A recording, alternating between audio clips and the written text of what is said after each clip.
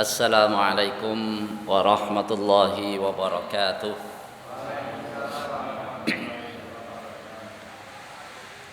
Alhamdulillahi rabbil alamin. Wassalatu wassalamu ala asyrafil anbiya'i wal mursalin Sayyidina Muhammadin wa ala alihi wa ashabihi wa man tabi'ahum bi ihsanin ila yaumiddin. Subhanaka la ilma lana illa ma 'allamtana innaka antal alimul hakim wa tub 'alaina innaka antat tawwabur rahim. Amma ba'd. Yang saya hormati segenap pengurus DKM Masjid Al-Manar Jalan Kendeng, Kabupaten Cilacap, para sesepuh, para pinisepuh yang saya muliakan, jamaah sekalian, saudara-saudara yang saya cintai. Alhamdulillah, kita bersyukur kepada Allah Subhanahu wa taala atas segala karunia-Nya. Pada malam hari ini, seperti tadi yang telah disampaikan oleh Ustadz Dr. Farid, ini adalah permulaan pengajian, ya, pengajian perdana. Setelah ada 1 bulan lebih ya, nggak ngaji offline ya, ya lebih banget gitu, bukan hanya 1 bulan, ya, berbulan-bulan, 1 tahun bahkan lebih, ada 2 tahun, Farid, ada, Masya Allah. Alhamdulillah kita bisa berjumpa kembali dalam pengajian secara offline. Semoga kita senantiasa ada dalam penjagaan ya dari Allah Subhanahu wa taala, selalu dalam perlindungannya. Kita diberikan kesehatan, diberikan afiat, dan kita gunakan kenikmatan yang ada ini untuk makin bersyukur kepada Allah Subhanahu wa ta'ala. Dan diantara wujud syukur kita pada kesempatan malam hari ini, kita mulai kembali pengajian di masjid kita yang sesuai jadwal yang telah ditulis ya, yang disiapkan oleh panitia. Ini setiap malam Jumat pertama, ya, setiap malam Jumat pertama di Masjid Al-Manar ini adalah kajian tafsir. Nanti Kamis kedua ada kajian materi yang lain, dan begitulah seterusnya. Insyaallah nanti saya akan menemani, semoga Allah berikan kemudahan, setiap malam Jumat ya, Kamis pertama. Dan ini adalah Kamis pertama bulan Oktober ya, Kamis pertama bulan Oktober. Para bapak dan ibu sekalian, bahkan sudah disebutkan pula bahwa kajian tafsir kita adalah membaca kitab tafsir Ibnu Katsir.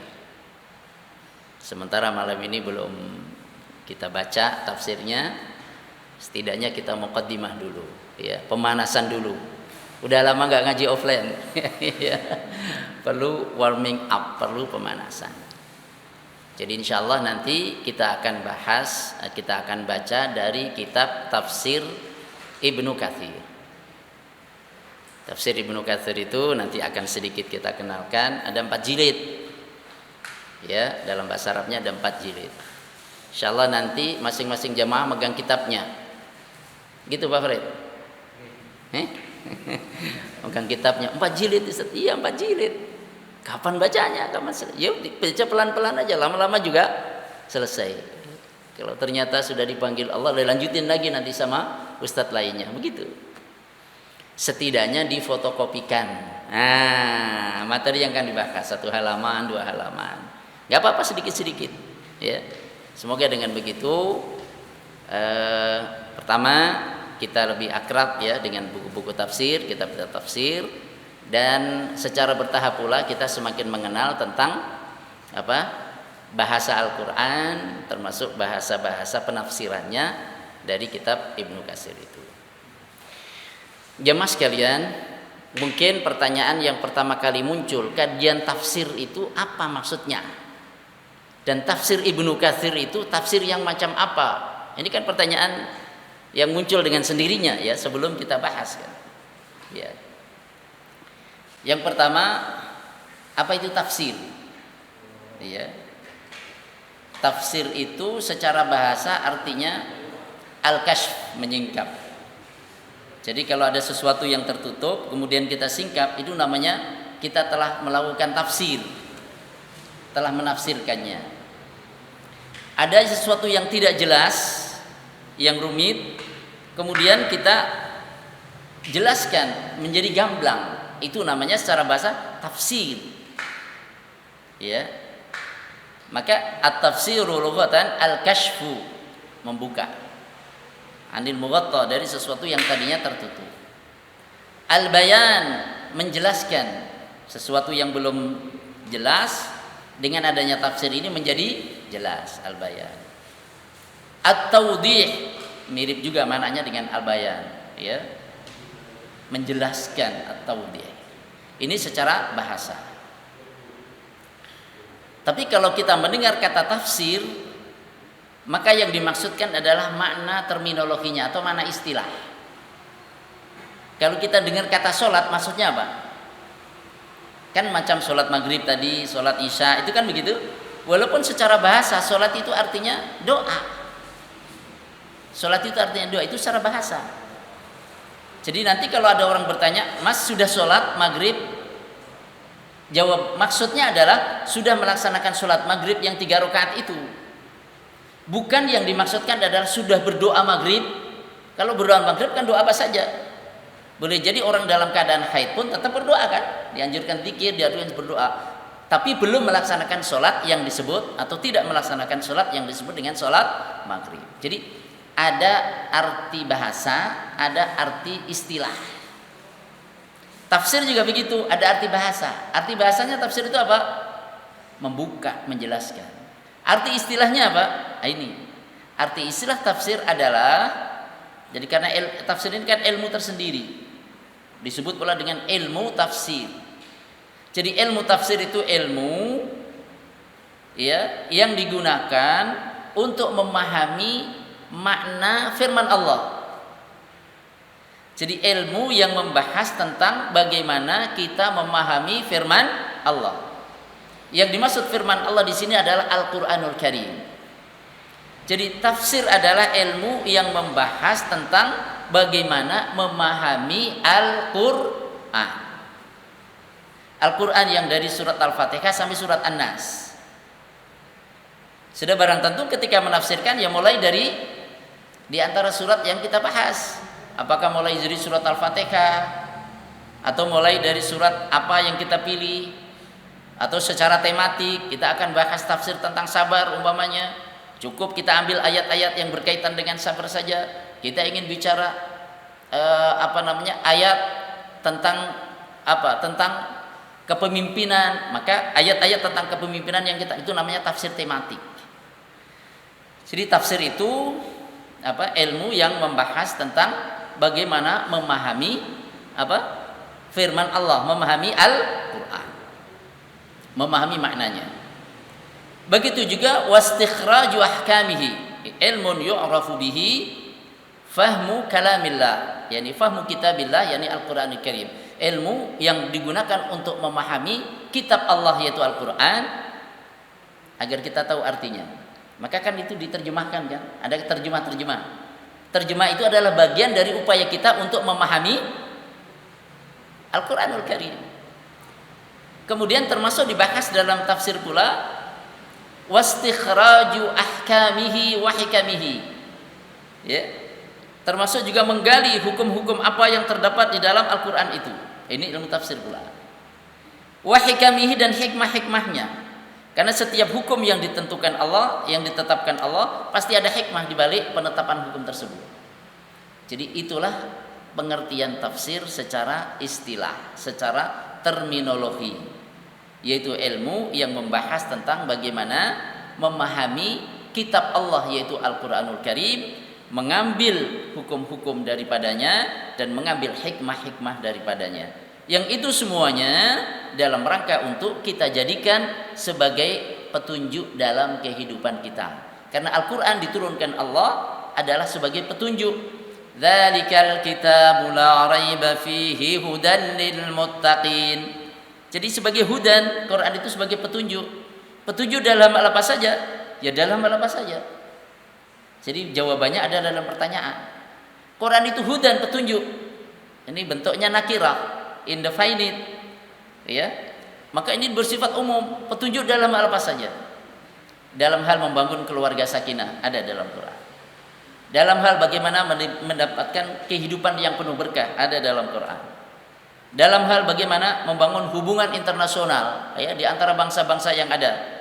Ya, wa ja'alnakum syu'uban wa qabaila lita'arafu. Kami jadikan kalian berbangsa-bangsa, berkabilah-kabilah supaya saling mengenal. Gitu. Jadi Al-Qur'an ditafsirkan agar supaya kita bisa memahami maknanya, kita bisa memahami hukum-hukum yang ada di dalamnya, memahami hikmah-hikmah dari hukum itu dalam rangka kita jadikan Quran itu sebagai petunjuk dalam kehidupan kita, sebagai nur, sebagai cahaya yang menerangi kehidupan kita. Mohon maaf kalau orang berjalan dalam kegelapan secara fisik. Umpamanya lampu mati. Ya. Mau keluar dari masjid gimana rasanya? Nunak-nunuk kan? Iya, pelan-pelan. Jangan-jangan nanti nabrak siapa? Jangan-jangan nanti begitu sampai tangga kita belum tahu, ujuk-ujuk kaki sudah turun tangga. Jadi itu namanya kegelapan. Gelap secara fisik. Ya, orang bisa jatuh ke jurang, orang bisa ini karena gelap, tidak tahu jalan. Bisa nabrak ini, nabrak itu. Begitu juga kalau orang tidak punya tuntunan dalam hidupnya, ya, tidak ada arahan dari Al-Qur'an yang dia pakai, maka hidupnya juga gelap. Pikirannya gelap, hatinya gelap, ya. Maka Al-Quran menerangi. Untuk itu kita perlu membaca Quran, mempelajari Quran, dan juga kita berusaha sedikit demi sedikit untuk memahami maknanya. Itulah tafsir. Jelas ya? Tafsir. Jadi apa yang akan kita bahas nanti? Yang kita bahas adalah Al-Quran. Dari mana? Mungkin kita bahas dari awal tak mengapa. Dari surat Al-Fatihah. Kayaknya dulu sudah dibahas surat Al-Fatihah oleh Ustaz Fulan. Enggak apa-apa. I'adatul khairi khairun. Mengulangi kebaikan itu baik. Gitu? Mohon maaf. Ini kalau diminta tolong terjemahkan surat Al-Fatihah. Siap ini semuanya? Orang usah angel-angel, gampang-gampang aja dulu terjemahnya. Gitu. Makanya di salah satu masjid itu di pesantren Nurul Ihsan umpamanya, itu kita dari awal-awal dulu ya, dari sejak belum ada santri itu dengan jamaah lingkungan setiap habis sholat ya, terutama habis sholat maghrib ya, itu biasa kita bacakan terjemah dari surat Al-Fatihah tapi pakai bahasa Jawa. Alhamdulillah ya, apa artinya?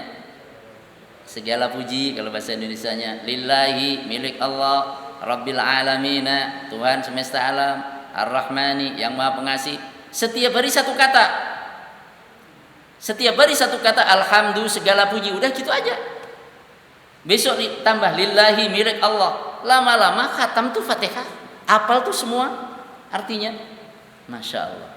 Ini namanya sedikit demi sedikit, lama-lama tidak sedikit. Lama-lama jadi banyak ya. Lama-lama jadi bukit katanya. Jadi gitu. Jadi apa yang akan kita bahas? Yang kita bahas adalah Al-Qur'an. Dari sisi apanya? Kita tidak bahas tajwidnya. Karena ilmu Quran itu aja juga tajwid. Ya, tapi yang kita bahas adalah tentang upaya kita untuk memahami makna yang terkandung dalam Al-Qur'an. Gitu. Itulah pengajian tentang tafsir Al-Qur'an, dan tafsir yang akan kita gunakan adalah tafsir Ibnu Katsir. Nah, sekarang kita masuk. Apa itu tafsir Ibnu Katsir? Di Indonesia kan ada banyak tafsir ya. Kalau di yang bahasa Jawa itu ada namanya tafsir Al-Ibriz. Al-Ibriz itu pakai huruf pegon bahasa Jawa. Alhamdu utawi seke puji iku lillahi kagungane Allah Rabbil alamin kang mengerangni wong alam kabeh Ar-Rahmani kang maha welas Ar-Rahimi kang maha asih. Understand? Iya, gitu.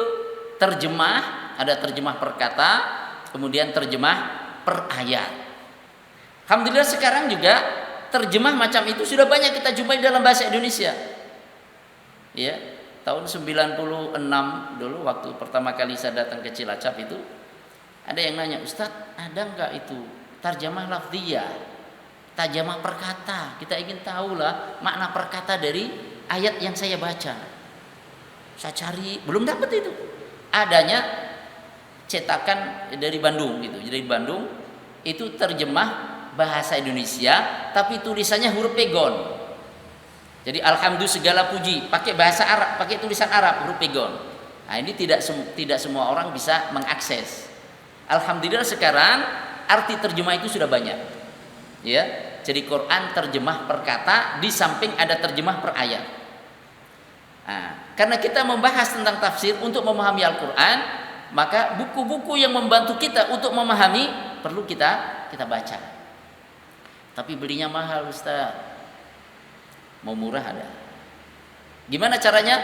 Klik di internet ada. Di internet itu ada terjemah per kata. Cuman kalau kita ngambil yang dikeluarkan oleh lembaga yang bisa dipercaya, ya. Contoh umpamanya yang dikeluarkan oleh Kementerian Agama, karena di sana para ahli berkumpul untuk menerjemahkan, untuk mengartikan. Ini lebih bisa dipercaya, begitu. Jamaah sekalian, jadi apa itu tafsir Ibnu Katsir? Kalau di bahasa Indonesia ada terjemah lafziyah tadi membantu kita. Ada juga yang ditulis oleh ulama-ulama kita di Indonesia, ada tafsir Al-Azhar. Tafsir Al-Azhar ditulis oleh Buya Hamka, semoga Allah merahmati beliau. Kalau tafsir Al-Ibris itu ditulis oleh Kiai Haji Bishri Mustafa rahimahullah, semoga Allah merahmati beliau, seorang ulama dari Rembang. Dulu waktu saya masih kecil suka ikut pengajian umum, bukan pengajian khusus. Beliau ngasih pengajian umum di mana? Di Kudus. Kadang kita datang di mana? Kita datang, subhanallah, seorang ulama yang banyak karya-karyanya ditulis dalam bahasa Jawa. Kemudian apalagi? Ada juga tafsir Al-Mu'in. Ini mirip dengan Al-Ibris. Al-Mu'in. Ada terjemah per kata, kemudian ada arti secara keseluruhan per ayat. Ini juga dalam bahasa Jawa. Kalau tafsir Al-Azhar, Buya Hamka, ini dalam bahasa Indonesia. Bahasanya indah, karena beliau adalah seorang sastrawan. Enak bacanya. Ini tafsir Al-Azhar. Wah, mahal belinya. Saya cari di internet belum ada. Beli tidak harus sekaligus 30 juz. Bisa ngambil juz 30 saja. Saya beli juz 30 saja atau beli juz 1 saja. Begitu selesai, sebulan 2 bulan kita baca selesai, nanti lanjut lagi, beli lagi juz yang kedua. Itu diantara cara kita untuk khatam menerjemahkan Al-Quran, memahami maknanya. Mau bertanya lagi, siapa yang sudah membaca Al-Quran dan terjemahnya saja dari Al-Fatihah sampai An-Nas? Sudah semuanya ya? Alhamdulillah sudah semuanya. Insya Allah. Ya. Wah, nggak punya Quran terjemah. Nah, kalau memang nggak ada Quran terjemah, masjid ini wajib untuk menyiapkan. Sudah ada kan, Ustaz Wahid? Ada Quran terjemah, tapi nggak bisa dipinjam pulang. Bolehlah dipinjam asal jelas dibaca di rumah, nanti dikembalikan berapa hari begitu. Atau setiap datang ke masjid itikaf antara maghrib dan isya baca. Ya, selain daripada pengajian malam ini, malam Jumat, baca tuh. Nah, setiap hari baca 1 halaman, setiap hari baca 1 halaman. Ini kapan jelasin tentang tafsir Ibnu Katsirnya? Gak apa-apa ya. Kan ini muqaddimah ya. Muqaddimah masih umum aja dah. Ya, dulu ada seorang kepala di sini imigrasi. Kepala imigrasi Cilacap. Itu tadinya dia beragama Katolik masuk Islam. Waktu itu saya rutin misi di masa kepemimpinan beliau dan saya masih di Cilacap waktu itu. Sekarang udah di Cilacap juga, alhamdulillah udah kembali.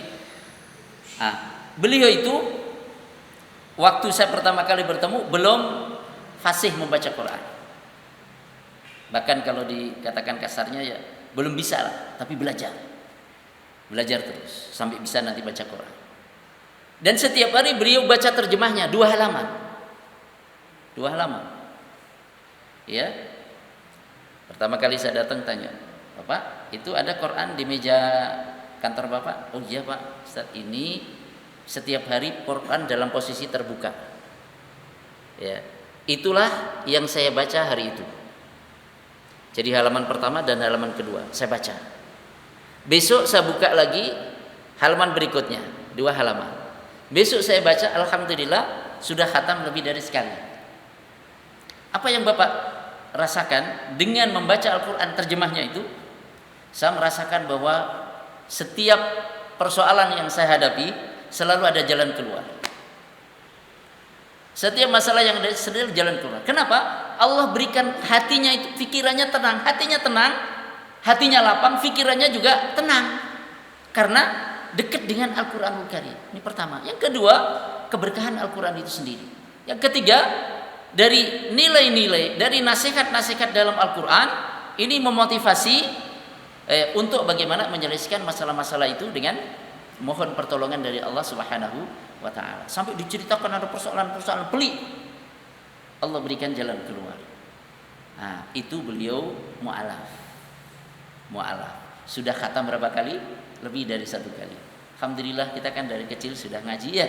Alhamdulillah. Semoga berkah insyaallah. Saya cerita lagi. Ada seorang penyanyi legendaris dari Inggris. Ini kalau yang muda-muda mungkin nggak kenal.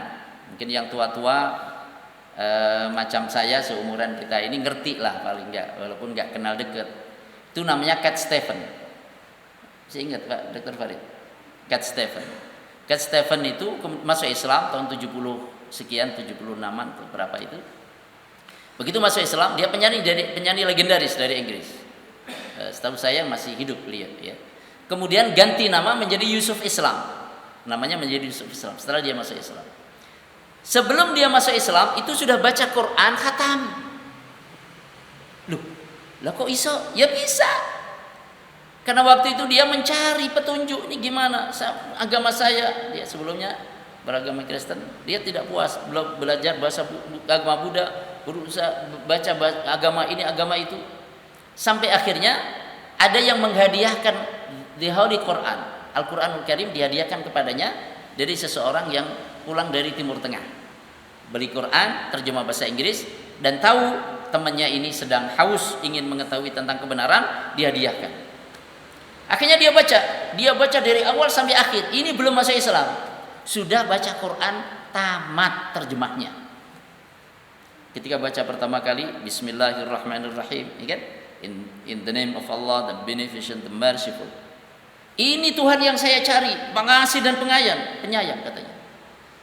Baca lagi sampai faman ya'mal mithqala dzarratin khairan yarah wa man ya'mal mithqala dzarratin syarran yarah. Siapa yang berbuat kebaikan walaupun sebiji dzarrah kecil kebaikan itu, dia akan tahu, akan lihat balasannya. Dan siapa yang berbuat keburukan, berbuat kejahatan sekecil apapun kejahatan itu, walaupun sebiji dzarrah yarahu, dia pun akan melihatnya. Membaca ayat ini, apa komentarnya? Ini agama yang mengajarkan tanggung jawab kepada para pemeluknya atas semua yang diperbuat. Jadi tidak mau berbuat jahat macam-macam, yang penting mengakui ini dan itu, nanti dihapus dosanya. Ini tidak mengajari tanggung jawab, dan dia mendapatkan agama yang mengajarkan tanggung jawab itu ada dalam Islam, bahwa setiap orang bertanggung jawab dan akan mendapatkan balasan atas setiap amal yang diperbuatannya, baik atau buruk. In khairan fa khairun wa in syarran fa syarrun. Nothing to lose. Tidak ada sesuatu yang hilang dengan percuma begitu saja. Semuanya ada hisabnya, semuanya ada balasannya. Belum masuk Islam, sudah khatam Quran, baca terjemahnya. Alhamdulillah kita Islam dari kecil, tentunya khatam lebih banyak kali. Amin. Alhamdulillah ya rabbal alamin. Ini Ustadz nyinggung apa enggak? Mohon maaf, saya tidak biasa nyinggung. Saya biasanya nabrak. Nabrak kan ada orangnya kan enak ya. Ya, minta maaf langsung gitu. Nanti begitu berakhir saya minta maaf. Kalau ada yang nggak kena, selesai. Masya Allah. Dan kita masih ada kesempatan, Masya Allah, ada kesempatan umur. Baca Dengan kita membaca, nanti ada yang nggak jelas, tanya itu. Gimana kita akan tanya? Baca saja jarang. Umpamanya seseorang yang jarang baca, nggak baca, apa yang mau ditanyain? Bahan nanya saja nggak ada. Tapi kalau orang baca, terjemah ini maksudnya apa? Kok masih belum jelas ini. Disitulah letaknya nanti terjadi apa? Kita thalabul ilmu, belajar. Jamaah sekalian, ini kembali ada tafsir-tafsir yang ditulis dalam bahasa Indonesia. Ada juga tafsir Al-Furqan. Tafsir Al-Furqan yang ditulis oleh siapa? Hasan. Ada tafsir yang ditulis oleh ulama kita juga, namanya Hasbi As-Siddiqi. Bapaknya Jimli As-Siddiqi yang ketua MK pertama itu. Ulama itu, beliau seorang ulama. Kemudian ada lagi tafsir yang disiapkan pula, ditulis banyak itu tafsir. Termasuk juga ada tafsir tematik. Saya lihat di rumahnya Dr. Farid kemarin ada At-Tafsir Al-Maudumi. Ya, bahasa Indonesia itu. Tafsir tematik. Ada berapa jilid, Ustaz? Hah? Wis dibuka urung. Maksudnya kalau nggak nggak banyak dibuka, tak bawa aja gitu. Ya, sewaktu-waktu diperlukan dibuka. Itu tafsir tematik. Ada juga tafsir tematik. Itu disiapkan oleh Kemenak, ya, dari para orang-orang yang ahli kompeten di bidang itu. Ada tafsir tentang apa? Tentang sabar, tentang pemerintahan, tentang geologi, tentang pendidikan, macam-macam itu tafsir tematik. Nah, kemudian dalam bahasa Arab itu ada tafsir, salah satunya adalah tafsir Ibnu Katsir. Dan itu yang insya Allah akan kita baca, karena itu yang dipilihkan oleh masjid kita, oleh pengurus masjid kita. Kita mengikuti kebijakan yang ditetapkan oleh pengurus masjid ini. Kita baca tafsir Ibnu Katsir. Apa itu tafsir Ibnu Katsir? Tafsir Ibnu Katsir itu nama lengkapnya Tafsirul Qur'anil Azim. Nama lengkapnya Tafsirul Qur'anil Azim. Tafsir Quran yang agung. Yang agung apanya? Qurannya. Tafsir Quran yang agung. Tafsirul Qur'anil Azim. Itu nama apa? Nama tafsirnya. Siapa yang menyusun? Yang menyusun tafsir ini seorang ulama namanya Ismail bin Umar bin Katsir. Ismail bin Umar ibnu Katsir. Bin itu bahasa Arabnya kan ibnu, ini kita. Ya. Ismail ibnu Umar ibnu Katsir. Katsir itu bapaknya, kakeknya. Ismail anaknya Umar, anaknya Katsir. Dikenalnya dengan Ibnu Katsir. Anaknya si kakek ini dan dikenalnya Ibnu Katsir. Jadi Katsir itu adalah nama kakeknya. Begitu juga satu lagi berikutnya setelah lengkap satu itu namanya Katsir juga. Jadi buyutnya setelah buyut Canggah ya. Canggah. Setelah Canggah apa Mas Tri? Deg-deg sibur. Masya Allah, ini dalam bahasa Jawa ini subhanallah itu nama nasi itu sepiring, kalau satu upo, gitu kan, upo. Bahasa Indonesia apa? Nah, satu biji nasi itu nggak tahu. Jadi nama tafsirnya adalah Tafsir Al-Qur'anil Azim. Yang menyusun namanya Ismail bin Umar bin Katsir. Akhirnya dikenalnya dengan nama Ibnu Katsir. Abul Fida, bapaknya Al-Fida. Jadi karena yang nyusun ini adalah Ibnu Katsir, maka lebih dikenalnya tafsir ini adalah namanya Tafsir Ibnu Katsir. Begitu. Seperti lagi ada tafsir As-Sa'di, tafsir As-Sa'di. Namanya bukan As-Sa'di tapi Taisirul Kalamil Mannan. Gitu. Taisirur Rahman di Kalamil Mannan, seputar itu. Tapi dikenalnya tafsir As-Sa'di karena yang menyusun adalah Syekh As-Sa'di. Jadi Ibnu Katsir itu nama orang. Beliau adalah seorang ulama. Siapa Ibnu Katsir itu dan kapan beliau hidup? Ibnu Katsir itu seorang ulama yang lahir pada tahun 701 Hijriah. Berapa? 701 Hijriah. Berarti permulaan abad kelima. Permulaan abad kelima. Kok abad kelima, abad ke-8. Masuk dari pitu kelima sih kepriwe. Ya. Tahun 701 Hijriah beliau lahir. Lahirnya di mana? Di satu wilayah namanya Busra. Busra itu adanya di mana? Di wilayah Syam. Kalau kita baca sejarah Nabi, Nabi pernah waktu umur 12 tahun diajak sama pamannya untuk berdagang ke negeri Syam sampai tempat namanya Busra, ya kan? Di situ bertemu dengan pendeta Bahira. Pendeta Bahira mengamati ini nanti calon nabi akhir zaman. Ini nanti akan nabi akhir zaman. Berdasarkan kitab yang diketahui oleh tanda-tanda yang diketahui oleh pendeta Bahira itu dari kitab sebelumnya, dari kitab Injil. Maka dinasihatkan kepada papannya yaitu Abu Thalib, tolong ponakanmu ini disuruh pulang, diajak pulang saja. Khawatir nanti kalau orang Yahudi tahu, mereka akan melakukan kejahatan terhadapnya. Karena apa? Nabi akhir zaman inginnya mereka dari Bani Israel, tapi yang Allah utus bukan dari Bani Israel, tapi dari Bani Ismail. Sampai Busra di wilayah Syam. Di wilayah itulah Ibnu Katsir lahir, wilayah Busra. Maka dikenalnya Ibnu Katsir Al-Busrawi. Al-Busrawi, bukan Al-Basri. Kalau Al-Basri itu dari Basrah, beda lagi. Ini Al-Busrawi dari Busra. Kemudian tidak lama, beberapa tahun, tahun 704 berarti hanya dalam waktu berapa itu? 3 tahun atau lebih sedikit, ya. Karena lahir masih di awal-awal tahun 701. Ayahnya meninggal dunia. Berarti meninggal masih dalam usia kurang lebih antara 3-4 tahun. Yatim dari sejak kecil. Ya.